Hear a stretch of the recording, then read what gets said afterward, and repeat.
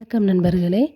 Guess the fruit நேமா என்னன்னு பார்க்குறீங்களா? புதுசாக பார்க்குறவங்க நம்ம சேனலை சப்ஸ்கிரைப் பண்ணுங்கள், லைக் பண்ணுங்கள், ஷேர் பண்ணுங்கள், கமெண்ட் பண்ணுங்கள். என்ன ஃப்ரூட்டுன்னு பார்க்கலாமா? வாங்க வீடியோக்குள்ளே போகலாம். இதுதாங்க நம்ம பார்க்க வந்த ஃப்ரூட்டு, நோனி ஃப்ரூட்டு. இது இன்னொரு பேர் வெண் நுனா இந்தியன் மல்பெரின்னு சொல்லுவோம்.